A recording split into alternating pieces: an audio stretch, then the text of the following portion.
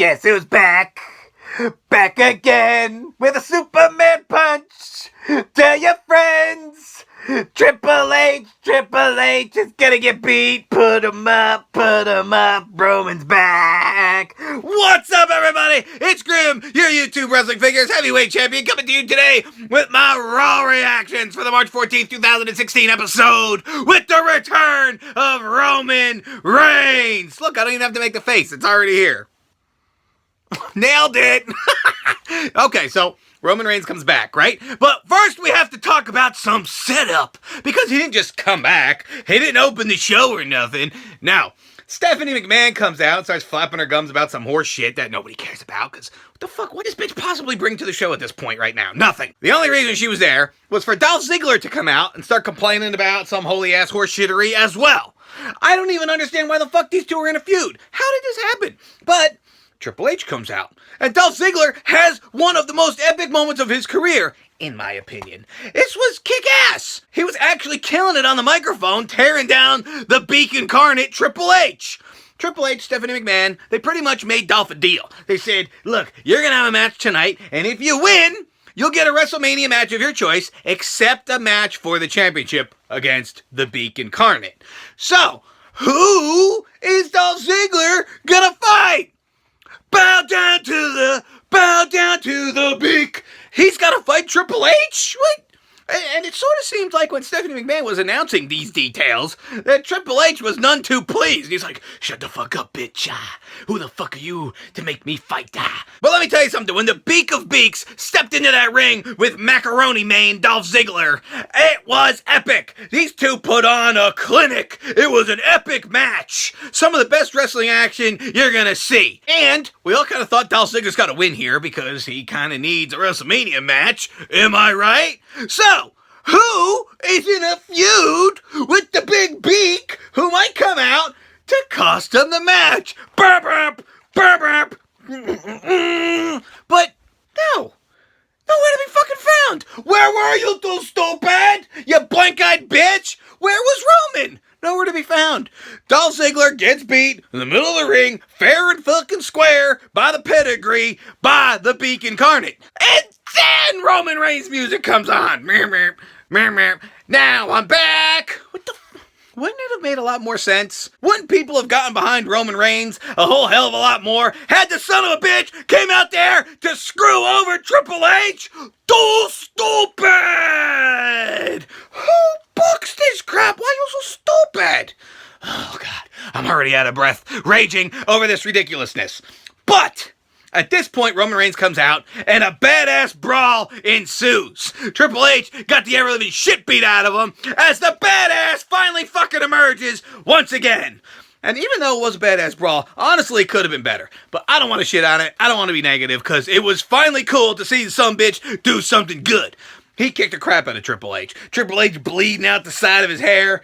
Roman Reigns is throwing boxes at him, garbage cans at him. He even ripped the television off the wall that was still on and bashed it over the Beak incarnate's back. Could you imagine Jim Ross calling that? Good God Almighty, no, that TV! It's got a family, damn it! Solid steel glass! That was a badass beatdown until the Usos came out to stop him. And Jack Swagger wearing a wallet chain. What the fuck? But to ramp up the excitement, that wasn't even the main event of the show. I'm like, what the fuck are they possibly going to put out that's going to be better than that? Well, nothing. That to me was the best segment of the show. But the main event segment was Vince McMahon, The Undertaker, and Shane McMahon in an in-ring confrontation. Holy fuck, what's going to happen here? Shane McMahon, even though he botched his lines a little bit on the microphone, he still roasted The Undertaker like a turkey. Shane McMahon says, even though I am unfortunately the son of Vince McMahon, Undertaker, you're nothing more than Vince McMahon's bitch. Tell me, he didn't just say that. Oh, that made The Undertaker salty as a pretzel. Now The Undertaker's pissed. Now we're ready for some fighting. And why the hell? Why the fuck is Shane McMahon doing those little baby pussy punches? Was it last week or 2 weeks ago that he did those little pussy punches? And I gave the bitch the benefit of the doubt. I was like, all right, he hasn't been in the ring in 8, 9 years. Maybe he forgot how to do worker punches. No, He fucking did it again. Shane, you gotta work on making your punches look a bit better, boy. You can't go out at WrestleMania and punch like a pussy. I'm sorry. So the action gets hot and heavy. The Undertaker keeps going after Shane. Shane keeps getting away. And what does Mr. McMuffin do? That motherfucker. He shoves his son into the Undertaker. And the Undertaker slams that sumbitch with the choke slam. Totally left Shane McMahon laying in the middle of the ring. It was a pretty good segment. It was a good way to end the show, I guess. But I still think that the Triple H beatdown was the best. Now, another awesome segment sees Dean Ambrose come on out, start cutting a promo about how he was this close to winning the WWE title at the Roadblock, even though he fucking failed it. The crowd's all getting behind him, and I'm trying to figure out why the hell this son of a bitch has this jacket zipped up to his neck. Nobody wears the jacket zipped all the way up to their neck like that, Dean. What the hell are you hiding under there? Dirty dildos? Spoiler alert, it's Dirty Crowbar, which could be a dildo if you're brave enough. Now, what happens here with Dean Ambrose? But Brock Lesnar comes out. Paul Heyman starts flapping his gums like the whaley walrus that he is. Paul Heyman says that the fucks ain't gonna fight until WrestleMania, and Dean's like, come on, fight me now. Dean, you are insane, and I love every second of it. This is funny as shit. Dean Ambrose is like, come on, let's just fight now, come on. Finally, Brock Lesnar gets super hot, and he's like, hey, boy, I reckon I'm gonna come down to that ring and give you a turnip twister. Oh, no, he doesn't, because here comes Dean Ambrose with the fucking crowbar. Pulls the crowbar out of his coat, and as soon as Brock Lesnar tries to jump on the ring, he lunges at him with a crowbar. Dude, Dean, nobody's gonna fucking fight you if you're lunging at him with a crowbar, stupid. But, to ensure that you're excited for this match, Mick Foley shows up to give Dean a little gift. Was it a dirty dildo? No, but then again, it could be if you're brave enough. Dean Ambrose opens up this gift from Mick Foley to find Barbie. What's Barbie? Not a Barbie doll.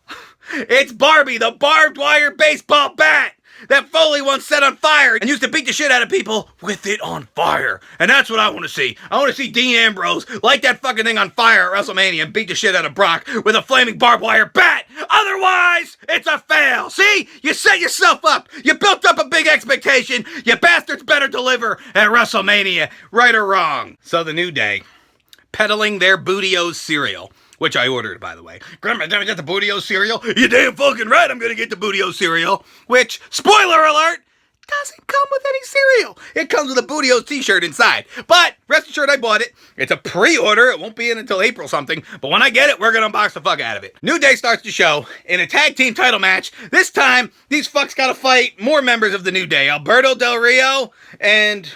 was it Rusev? Yeah. Alberto Del Rio and Rusev. And they squarely and soundly beat them, only to have their asses kicked at the end of the show by the entire League of Urination. Because the entire League of Urination was pissed.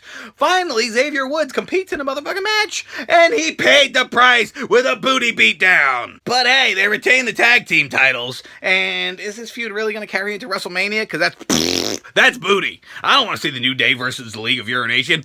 Booty. After that segment went to commercial break, I went and I took a crap in honor of the League of Urination, because that poo was for you dudes. And speaking of poo, how shitty is it that Neville broke his fucking ankle? Neville was going up against Chris Jericho, and the match sort of ended in a weird way. We're like, wait a minute, what the hell just happened here? Well, Neville is injured, confirmed. What a waste. This is horseshit. But Chris Jericho wins by disqualification, even though Jericho tried to pin him 1-2 and kicked up, and then Jericho shoved the referee out of the way, and then he got disqualified, and then it was stupid because now Neville's hurt, and now Neville's not going to be at WrestleMania. And of course, after that, Jericho starts roasting AJ Styles like a turkey, and AJ Styles comes out and pop, nails him with the phenomenal forearm, the phenomenal fuckface forearm, and R-Truth wore a penguin suit, and that segment sucked balls.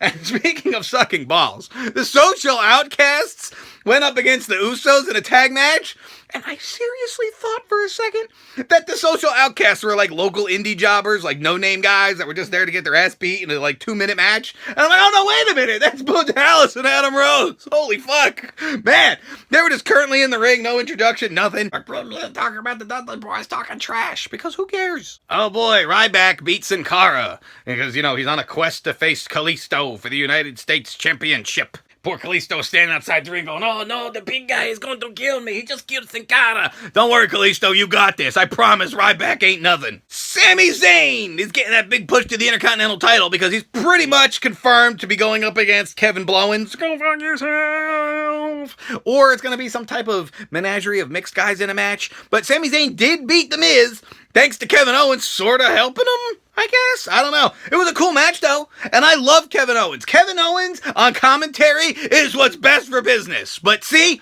the bad thing about it is he's not in the ring. Kevin Owens just kills it. He's awesome outside the ring, inside the ring, anywhere you put the bastard. He is hilarious. I absolutely love Owens. Naomi and Tamina beat Brie Bella and Alicia Fox. And the most notable thing I can take away from this match is the fact that I had to hear Brie mode music again, and I had no Ninja Twins to punch. Brie mode!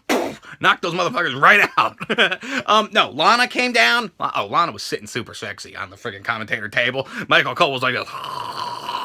But what did Lana do? What the fuck are they doing with this feud? Is there actually going to be some sort of payoff? Is there going to be a money shot? Why the hell is Lana feuding with Brie Bella if they're not going to have a match at Mania? I don't understand what they're doing here, but I guess we'll see where it goes. Well, I guess that's about it for my Raw reactions. I want to know what you thought of the show, so leave your comments below. Thank you so much for watching my Raw reactions. Join me every Tuesday for my Raw reactions. And please like this video, leave a comment, and subscribe for more Grim Out.